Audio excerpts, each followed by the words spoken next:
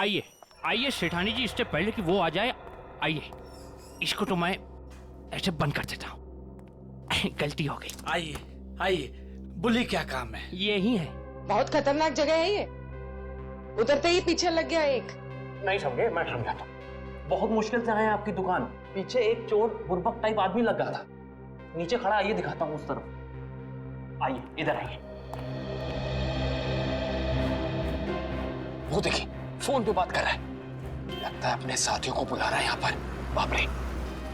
आप रुकिए, मैं अभी पुलिस को फोन करता हूँ। हाँ पुलिस? नहीं नहीं नहीं। अरे सेठ जी सेठ जी सेठ जी, अरे आप तो कच्चे खिलाड़ी निकले। अरे पुलिस को फोन नहीं करना, लोग बैठे। हमारा जो माल है ना, ये वाला अलग किस्म का है। अलग किस्म का? बताऊंगा नहीं, दिखाऊंगा। आइए सेठानी जी, कम।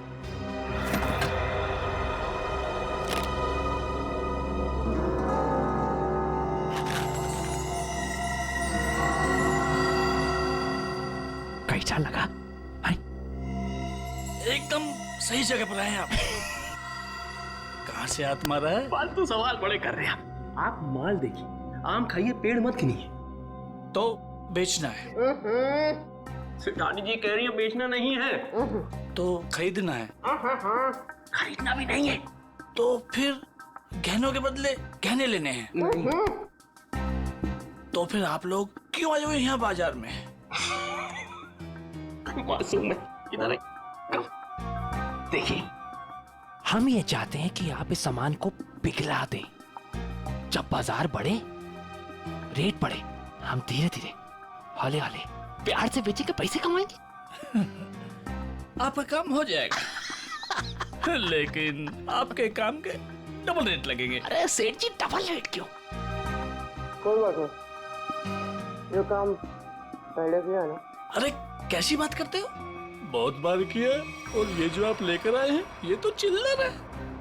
2005 में तो हमने मुगल काल के बने हुए अरबों रुपए के गहने और कीमती धरोहर को गलाया था, और किसी को कानों कान खबर तक नहीं होने दी थी।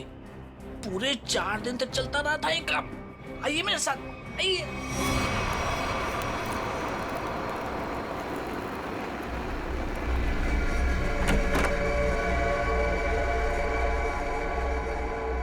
अरे चुन्नू, अरे सेठ लोगों का कुछ माल है, गलाना है इसको।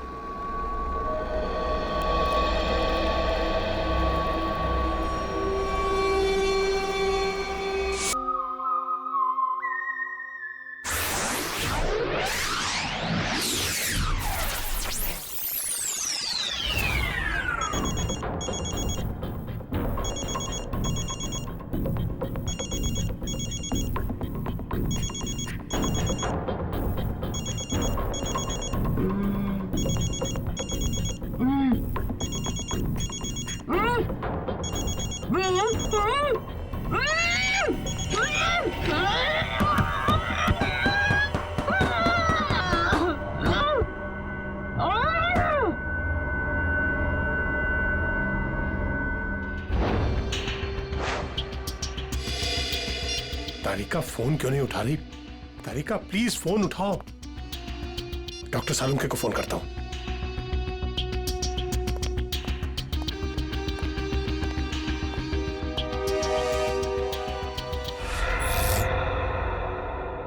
लाइट को क्या हुआ?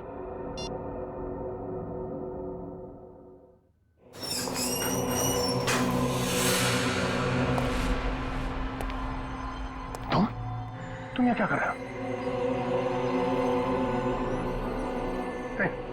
नहीं, मुझे मत मारो, मैं किसी को तुम्हारे बारे में नहीं बताऊंगा। 4 घंटे हो गए, तारिका का कुछ पता नहीं चल रहा है।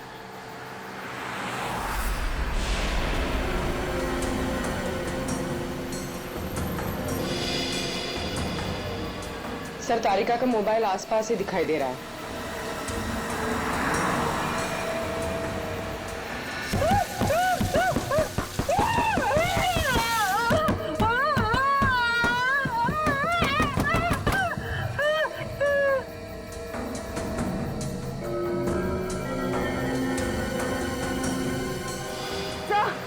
एक मिनट, डॉक्टर तारिका की गाड़ी। पीछे काविन,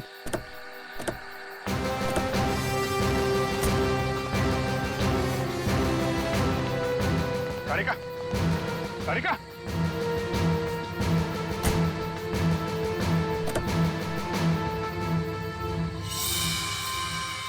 खून।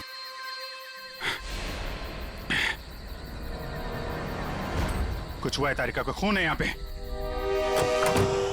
डॉक्टर जगन, डॉक्टर जगन, अरे कुछ देर पहले फोन किया था, अब अंधेरा है, गया कहाँ ये? देखो जरा, लाइट लगा।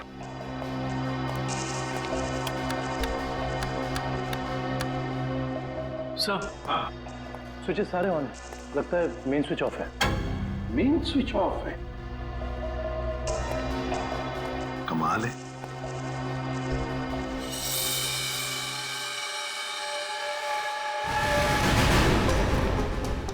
डॉक्टर जगन,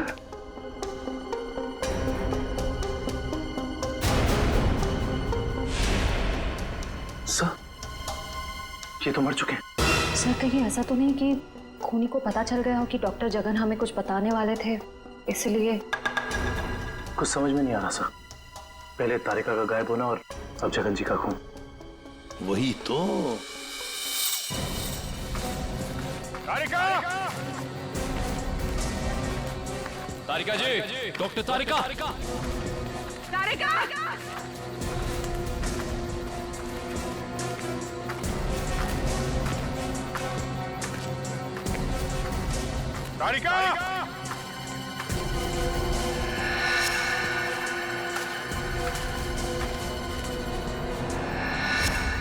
ओ, ये तारिका का ईयररिंग। इयरिंग यहाँ पर? यहीं होगी। फोन लगा, फोन लगा।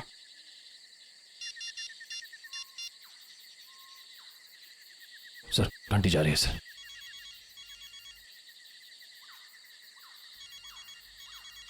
सर उस तरफ। हाँ सर।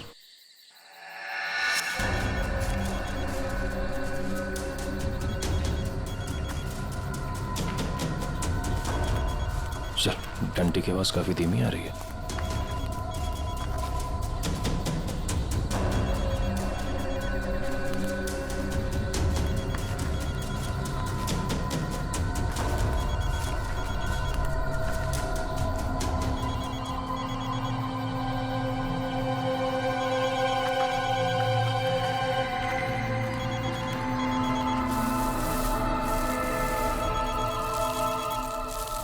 सर, वो मिट्टी के नीचे दबा हुआ है। वो नहीं डॉक्टर, तारिका नीचे है।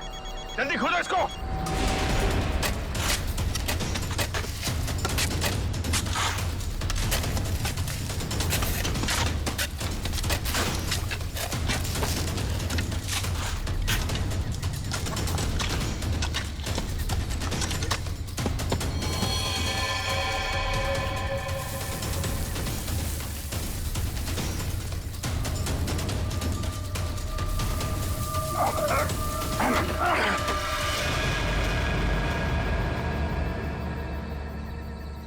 तारिका, तारिका, इसको खोल। तारिका, माय गॉड, तारिका,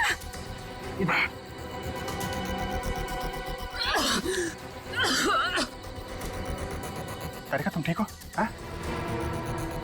हाँ? कैसे हुआ ये है? किसने किया? कौन थे वो लोग?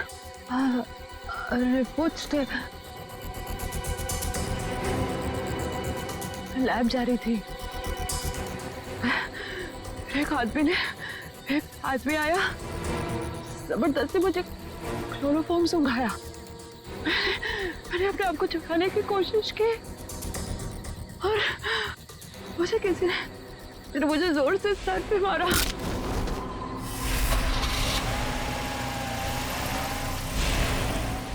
तो ये सब उन लोगों ने उस केस की रिपोर्ट्स के लिए किया है।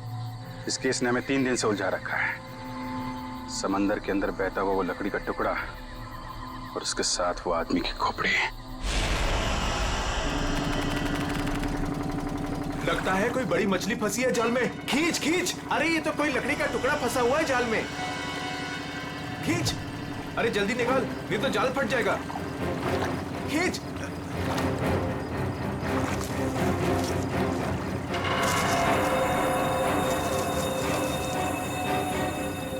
क्या? अरे ये तो इंसान की खोपड़ी है।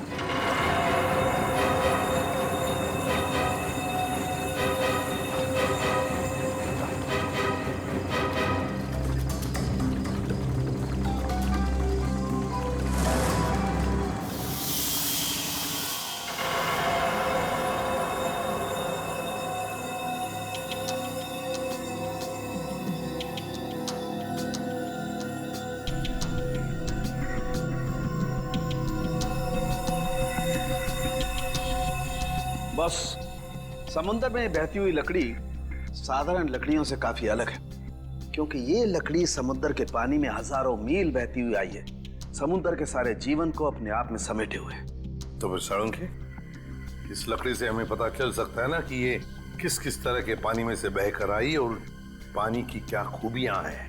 हाँ बॉस, इसीलिए मैंने प्रसिद्ध समुद्र विशेषज्ञ मरीन एक्सपर्ट डॉक्टर जगन को यहाँ पर बुलाया। वो इस खोपड़ी और इस लकड़ी की जांच करके हमें बताएंगे कि इस खोपड़ी और लकड़ी पर समुद्र के पानी का क्या क्या और कितना कितना असर हुआ है।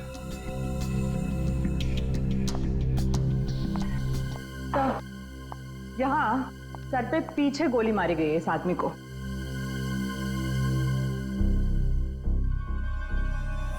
ये देखो बॉस, इस सुराग को देख करके लगता है काफी नजदीक से गोली मारी गई है। साळुंखे, क्या तू बता सकता है ये खोपड़ी कितने समय तक समुद्र में थी? बस ये जो काई हमें इस लकड़ी पर से मिली है, हाँ, ऐसी ही काई इस खोपड़ी की आंखों के चारों तरफ और आसपास भी है। ये काई हमें बताती है कि ये लकड़ी और ये खोपड़ी काफी बरसों से समुद्र में अपना डेरा जमाए हुए थी।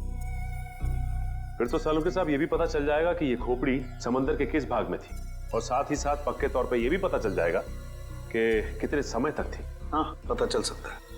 अरे क्या काम करो, इस खोपड़ी पर से जितने भी बैक्टीरियाज मिले उनका अच्छी तरह से एनालिसिस करो, इससे उनकी उम्र का पता लगेगा और बाद में हम इस खोपड़ी का रिकंस्ट्रक्शन करेंगे।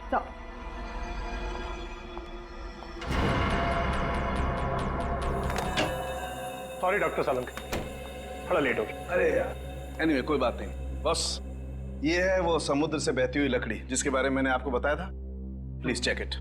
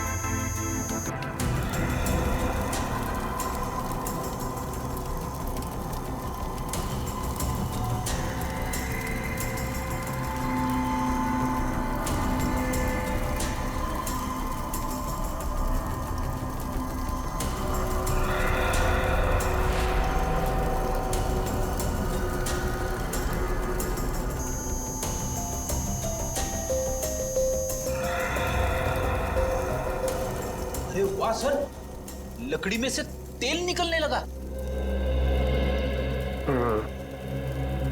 इसका मतलब यह है कि ये लकड़ी समुद्र के उस हिस्से में थी जहां बहुत सारा तेल बिखरा हुआ था, और उसी में से कुछ तेल इस लकड़ी ने सोख लिया। सर, पानी में इतना तेल के लकड़ी ने सोख लिया कैसे? कई बार ऐसा होता है ना कि कोई तेल से भरा हुआ जहाज अगर समुद्र में डूब जाए तो उस जगह समुद्र में तेल ही तेल हो जाएगा। शायद वैसा ही हुआ होगा।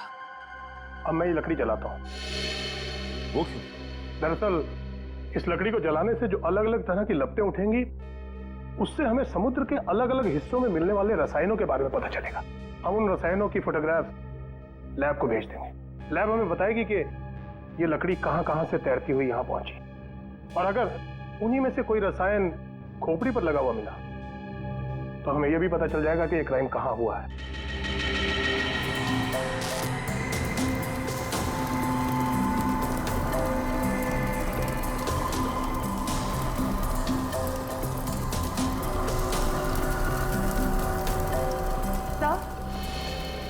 खोपड़ी में मिले समुद्री बैक्टीरिया और एल्गी की उम्र लगभग 7-8 साल है।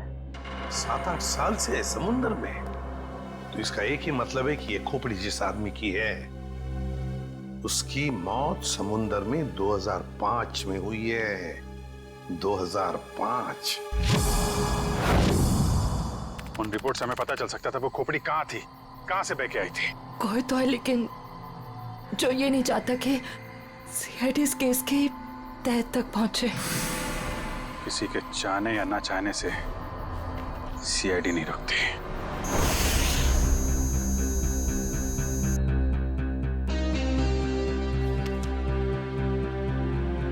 क्या पता चला सर इस रिपोर्ट में, जिसके लिए आपको ड्रग्स, डॉक्टर तारिका को जान से मारने की कोशिश और डॉक्टर जगन का खून हुआ? रिपोर्ट के मुताबिक वो खोपड़ी 35 से 40 साल के आदमी की है और वो जो लकड़ी की लपटों के अलग अलग फोटोग्राफ्स हमने लैब में भेजे थे, उन लपटों का केमिकल कंपोजिशन अरब महासागर के पानी से मिलता है, लेकिन उन लपटों का केमिकल कंपोजिशन सबसे ज्यादा शाओलिन समुद्र तल के पानी से मिलता है।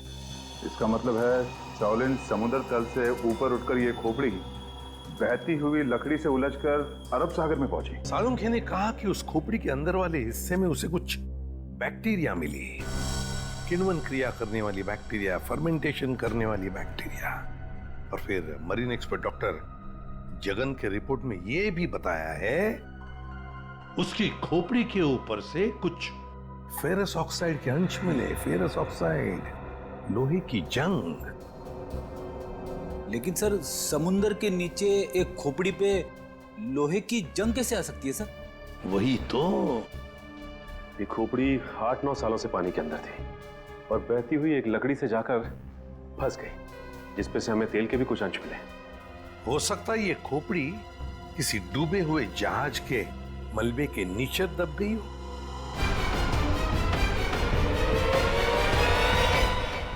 डूबा हुआ जहाज, पता लगाना पड़ेगा पिछले 7-8 सालों में उस समुद्री हिस्से में कोई जहाज डूबा था क्या? सर ये है 1955 में सॉली बैकवाटर्स ऑफ अरेबियन सी में डूबी हुई शिप, जिसका नाम था मून बोट 15Y। ये शिप मुंबई में होने वाली एक विशाल प्रदर्शनी के लिए कुछ कीमती धरोहर, स्मारक, कुछ पुरानी पंडुलिपियां, स्क्रोल्स लेकर आ रही थी और कुछ तकनीकी गड़बड़ी की वजह से डूब गई। जून 2005, करीबन 50 साल बाद हमारे सेंटर ने इस शिप की जांच का प्रोग्राम बनाया। फिर क्या हुआ? जांच सफल हुई? नहीं सर, क्योंकि उस जांच दल के चारों लोगों में से मेरे अलावा कोई वापस लौटा ही नहीं। क्या? नहीं लौटा? नहीं लौटा मतलब ये कि तीनों गोताखोर आर्कियोलॉजिस्ट मेहुल, अंतरा और रणवीर सर, उनमें से कोई भी पानी से बाहर ही नहीं आया। तो फिर उनका क्या हुआ? हमने उनको तलाशने की बहुत कोशिश की, पर तीनों का कुछ पता नहीं चला। सिर्फ मैं ही वापस आ पाई, शायद इसलिए क्योंकि मैं उनके साथ पानी में गई ही नहीं थी। तो उस वक्त आप कहाँ थे? मैं पानी के ऊपर बोट पे ही थी। एक मिनट, वैसे आप कौन है? सब, मैं डॉक्टर शिखा, मैं उस टीम की सबसे जूनियर मेंबर थी। काफी देर तक जब उनमें से कोई बाहर नहीं आया तो मैंने सेंटर इन्फॉर्म किया। यहाँ से एक रिसर्च टीम वहां पहुंची और शिप का जो भी सामान था उन्होंने निकाल लिया। काफी दिनों तक उन सब की खोज भी की, पर उन सब का कुछ पता ही नहीं चला। ठीक है डॉक्टर नैना, इस जहाज पर का जो भी सामान आपके पास है, जो भी सामान, वो सब हम हमारे ब्यूरो ले जाना चाहते हैं जांच करने के लिए। जी सर, 1 सेकेंड। हेलो जोजो, ऑफिस में आओ जल्दी। जोजो कौन? सर इन्वेंट्री का इंचार्ज है, जो भी सामान हमारे पास आता है उसका रिकॉर्ड्स वो ही रखता है।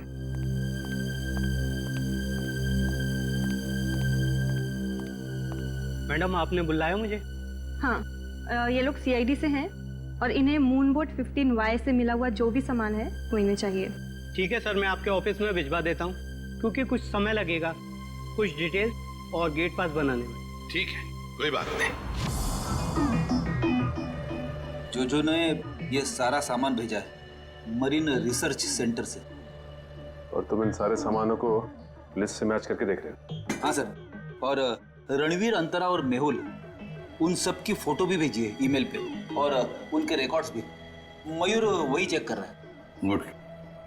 काम करो फ्रेडी, तुम्हारा ये सब लिस्ट चेक होने के बाद में ये सारा का सारा सामान फोरेंसिक लैब में भेज दो। Yes sir.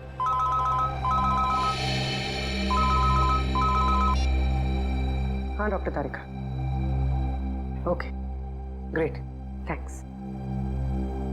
सर, उस खोपड़ी का रिकंस्ट्रक्शन हो गया है। डॉक्टर तारिका ने मेल भेजा है फेस इंप्रेशन का। गुड।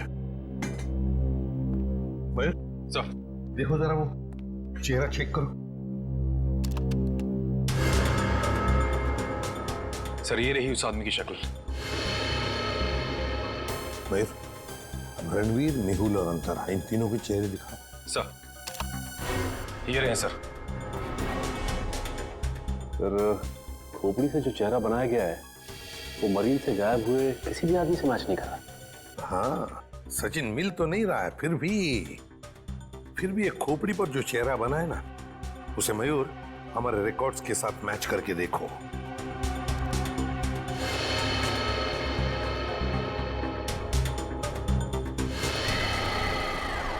सर, ये तो नामी जादूगर सम्राट है जो 2005 में गायब हो गया। क्या सम्राट सर इस दुनिया में नहीं रहे? और हम ये जानते हैं कि आपके सम्राट सर की मौत 2005 में हो गई थी। 2005 जून से तो गायब हो गए थे वो। 2005 में आप लोग थे सम्राट के साथ? हमने तभी ज्वाइन किया था और हम उनके असिस्टेंट थे। ओके, तो उनके गायब होने से पहले की कोई खास बात आपको याद है? हाँ सर, उस वक्त वो ताले और जंजीर बना रहे थे, जिसका हमारा जादू के शो में भी कोई काम नहीं था।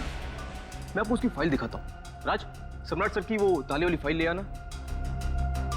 ताले और जंजीर बना रहे थे? जी सर। हाँ सर, मैंने उनसे एक बार ये पूछा भी था कि ये क्या है। बोल रहे थे किसी खजाने की चाबी है, जिससे वो बहुत जल्दी अमीर हो जाएंगे और उनके सारे कर्ज खत्म हो जाएंगे। सर, ये देखिए फाइल।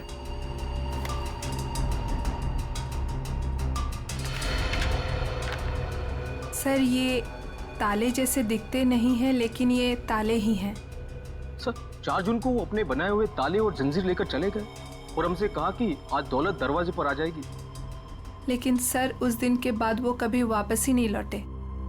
तुम लोगों ने पता करने की कोशिश नहीं की? सर, की थी।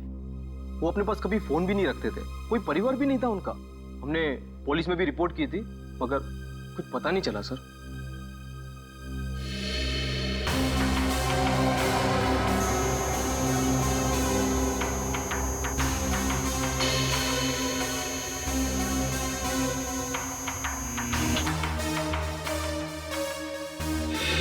ठीक है, नेक्स्ट।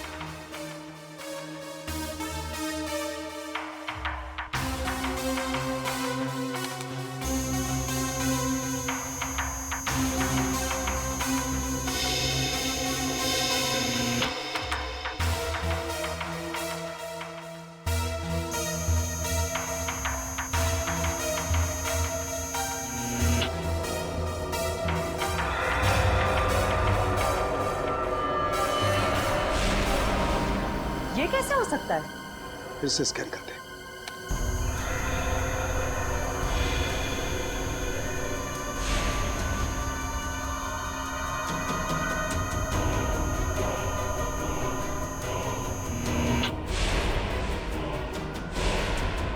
माय गॉड, ये क्या चक्कर है? हाँ डॉक्टर साहब, क्या हुआ? आपने अर्जेंटली बुलाया? दया, जहाज में से मिले हुए सभी आर्टिफैक्ट्स, ये सारे धरोहर का कार्बन डेटिंग कर लिया है। ये सभी की सभी चीजें 16वीं शताब्दी की हैं, सिर्फ एक चीज को छोड़कर। ये क्या बात कर रहे हैं? मून बोट में मिली तमाम चीजों में एक चीज 16वीं शताब्दी की नहीं है? नहीं सर, इसका मतलब वो चीज मून बोट की हो ही नहीं सकती। बिल्कुल नहीं हो सकती, और वो कोई धरोहर भी नहीं है। वो है एक छोटा सा हथियार, ये चाकू, जो 2002-2003 में बना है। सर, 1955 में ये जहाज डूबी थी और उसमें 10-12 साल पुराना हथियार का मिलना, इसका मतलब है कि समंदर के अंदर पड़ी ये मून बोट में कुछ ना कुछ तो हुआ है। जब अंतरा, रणवीर और मेहुल गायब हुए थे 2005 में।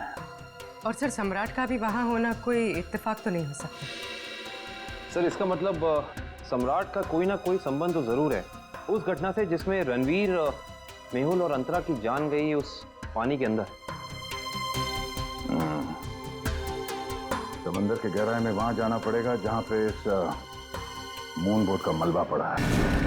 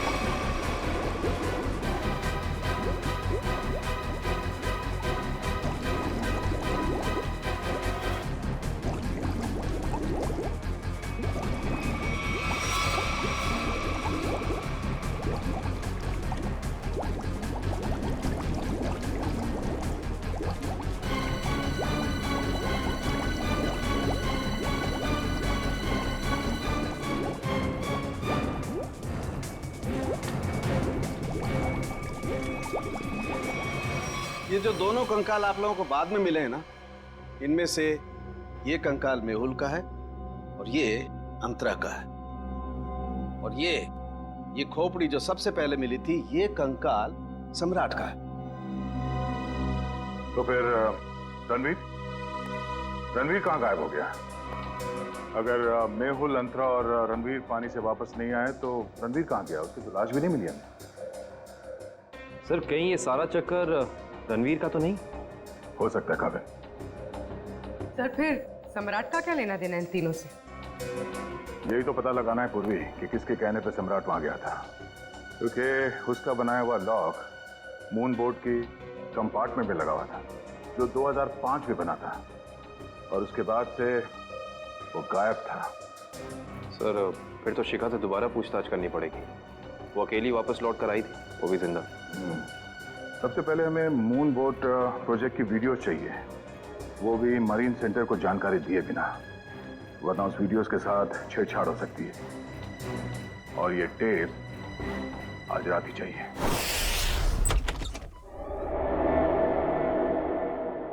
कहीं चोरी करते वक्त हमें कोई पकड़ न ले। अरे सर कुछ भी नहीं होगा, टेंशन मत लो। सीआईडी का बैच है ना, हम लोग उसे सीआईडी का बैच दिखाएंगे और कहेंगे चोर पुलिस करने आए हैं। पहले अंदर तो चलो।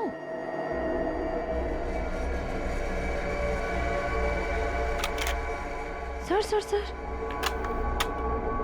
अंदर आर्काइव्स रूम में से कोई आवाज आ रही है। आप लोग जाओ, मैं आता हूँ। पंकज सुन, मरेंगे तो साथ में मरेंगे। आपको जाओ ना। सर वो देखिए, वहां पर कोई है।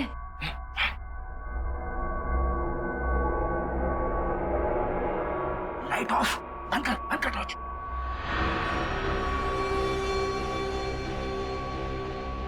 हमसे पहले कोई चोर आ गया टेप चुराने के लिए। एसीपी साहब ने हमसे कहा नहीं कि उन्होंने किसी और को भी टेप चुराने के लिए बोला है।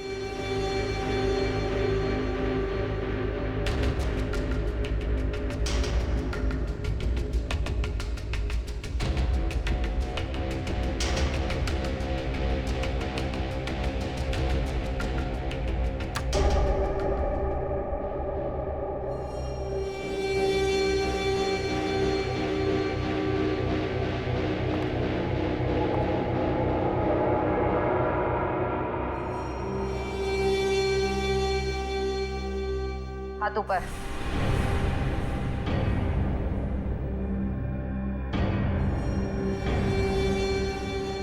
कौन हो तुम?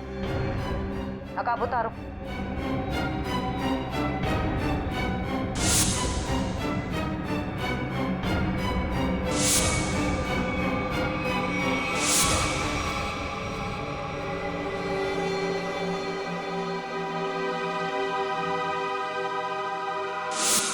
मैं डॉक्टर शिखा, मैं उस टीम की सबसे जूनियर मेंबर थी।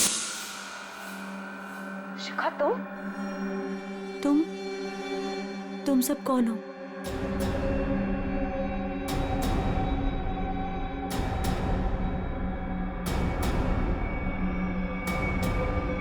सीआईडी?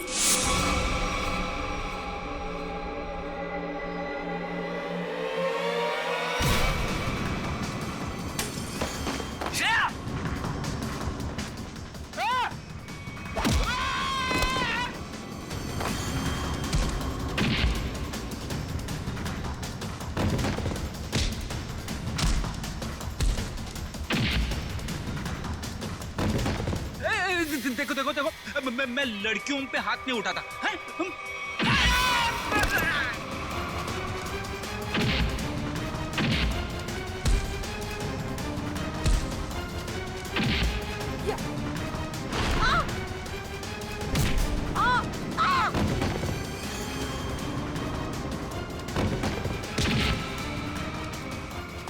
देख, नारी शक्ति लय भारी, लेकिन मेरी माँ अब भागना मत।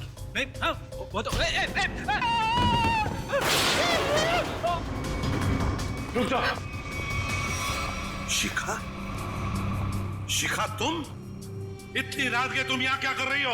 सब मैंने कुछ नहीं किया है, मुझे जाने दीजिए। सर ये झूठ बोल रही है, इसने कोई टेप्स चुराए हैं। टेप्स? कैसे टिप्स चुराए तुमने? सब मैं बेगुनाह हूँ। मैं बस ये नहीं चाहती थी कि वो मून बोट के टेप्स किसी और के हाथ लगे। क्या है उन टेप्स में? क्या है बताओ जल्दी। सर वो उस टेप में सर मैं अपना काम कर रही थी, तभी मैंने देखा कि एक बोट सामने से आई और उसमें कुछ लोग थे।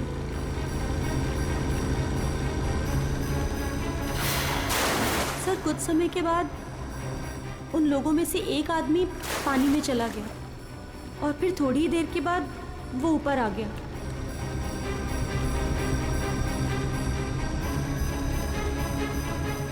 और सर जैसे ही वो ऊपर आया, एक आदमी ने उस पर गोली चलाई और वो मर गया।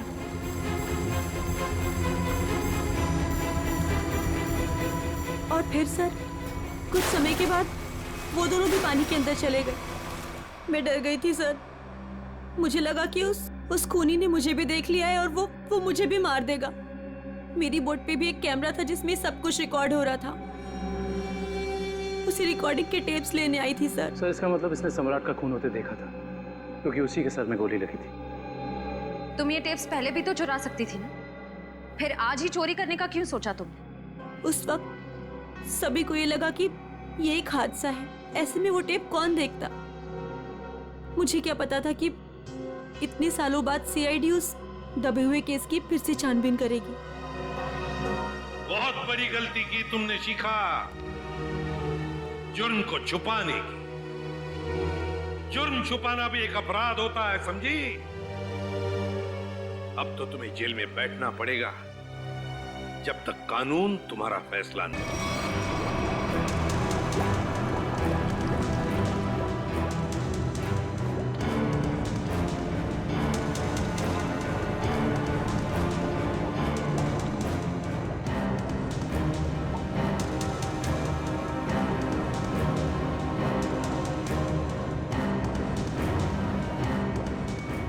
एक मिनट पॉज करो।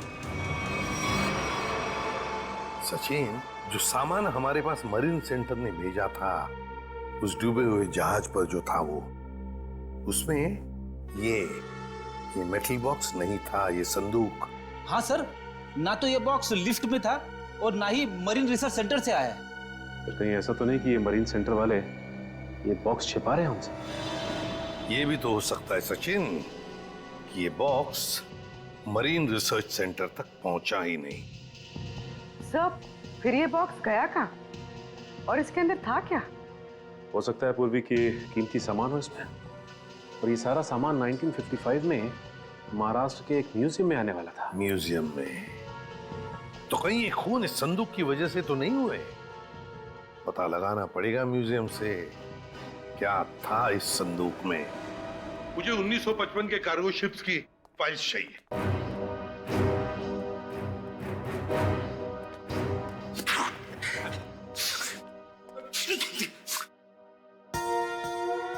सर, कितनी धूल है?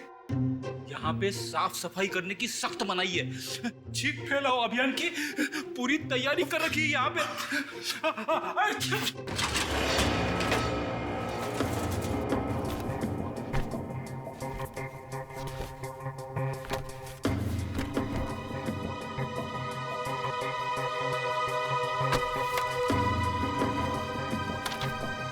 सर, ये रही वो फाइल कार्गो शिप वाली। ये देखिए।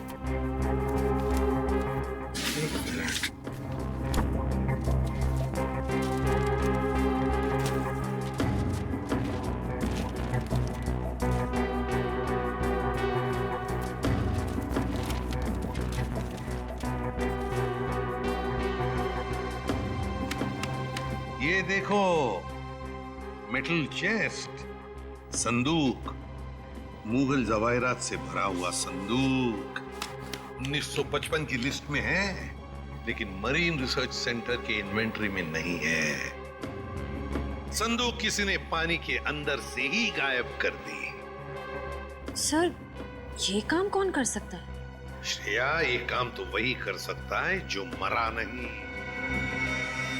सर, पानी में तो सम्राट, अंतरा, मेहुल और रणवीर गए थे। और सर, इनमें से 3 के कंकाल तो मिल चुके हैं। सर हो सकता है कि रणवीर भी मर गया हो और उसकी लाश मछलियों ने खा ली हो, या फिर पानी की बहाव से उसकी लाश कहीं दूर बह गई हो। पंकज मान लिया कि ऐसा ही हुआ होगा, मगर संदूक का क्या? क्या वो जवाहिरात से भरा हुआ संदूक गायब हो गई?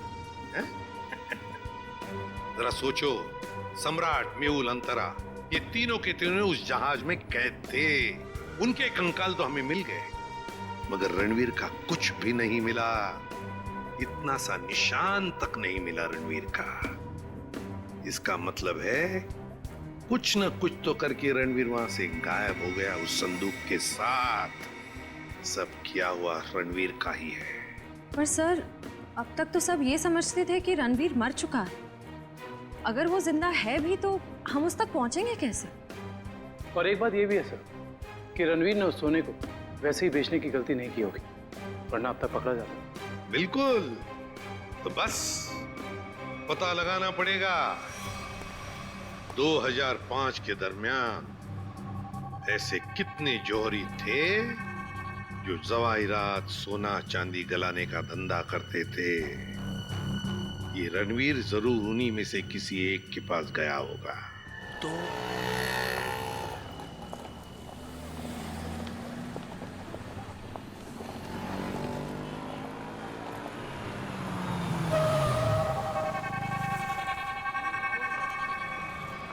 हाँ सर, हम लोग पूरी कोशिश कर रहे हैं सर। अभी तक तो कुछ मिला नहीं सर। आप कुछ पता चला सर? हम लोग यहाँ पता कर रहे हैं सर। अगर आप कुछ पता चला तो हम आपको बताते हैं सर। कितना माल है साहब?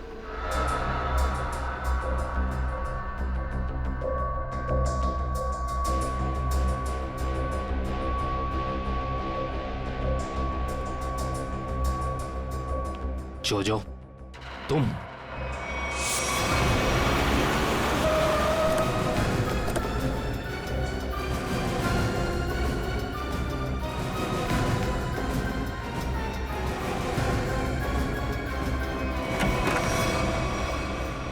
अरे आप कहीं जा रही हैं क्या? हम लोग तो चाय नाश्ते से लेकर डिनर तक का प्रोग्राम बना के आए थे। क्या बात है, आप ऐसे क्यों देख रही? लगता आपने हम सीआईडी वालों को पहचाना नहीं। नैना जी, माफ करिए, आपके दोस्त जोजो हमारे साथ नहीं आए, लेकिन उन्होंने आपके यहाँ का पता दिया हमें। जोजो ने? पर क्यों? क्योंकि समंदर से निकली कीमती चीजें मरीन सेंटर से गायब करके बाजार में बेचता है वो, आपके साथ मिलके। मेरे साथ? क्या मजाक कर रहे हैं आप लोग?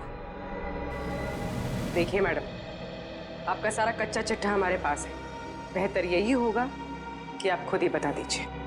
मैंने ही समंदर से मिले मुगल जवाहरात लिए थे। और कौन कौन मिला है तुम्हारे साथ इस काम में? कोई नहीं था सर। झूठ मत बोलो। 2005 में तुम मरीन सेंटर में थी ही नहीं, तो फिर मुगल जवाहरात तुम्हारे पास कैसे आए? मैंने कुछ लोगों को सेट किया था। उस टाइम मैं जूनियर विंग में थी। क्या बात है, आप समंदर में गई नहीं, सम्राट का खून आपने किया नहीं, तो फिर कौन है ये जो आपकी मदद कर रहा है? सर, मेरे साथ थे कुछ लोग। साथियों के नाम तो होंगे ना?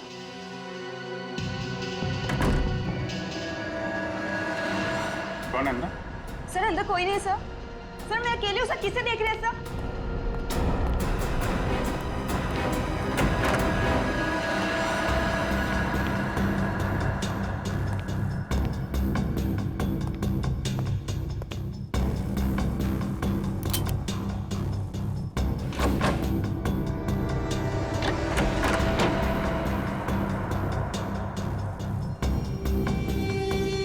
कौन है? बाहर आ जाओ।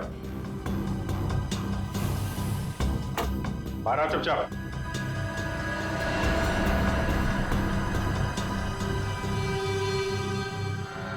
ओह, रणवीर। रणवीर? कौन रणवीर? 3 खून करके इतने सालों से छुपा हुआ। सर, मैं तो नैना का पति सिद्धांत हूँ। नाम बदल सकते हो लेकिन चेहरा नहीं। हाँ सर, मैं ही रणवीर हूँ। 2005 में मैं और मेरी टीम समंदर पे उस जगह गई थी।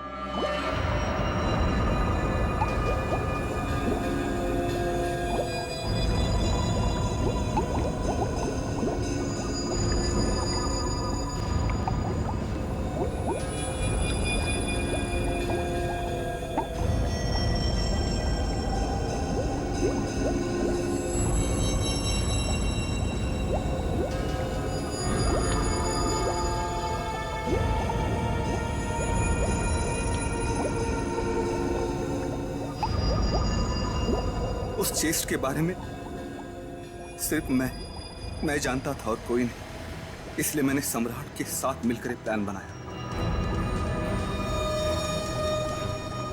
सम्राट ने मेहुल और अंतरा को मार दिया और उनकी लाश बोट में छुपा दी। उसके बाद सम्राट को मेरे 2 आदमियों ने गोली मार दी और सर मैं चेस्ट लेकर पानी के रास्ते बाहर आ गया। सच्चाई को सामने आने में देर लग सकती है, लेकिन सच्चाई कभी छुपती नहीं। सम्राट को उसके किए की सजा तुमने दे दी, लेकिन तुम्हें सजा दिलाने के लिए सम्राट की खोपड़ी खुद पानी के बाहर आई। तुम दोनों को तुम्हारे किए की सजा कानून जरूर देगा, शायद फांसी होगी।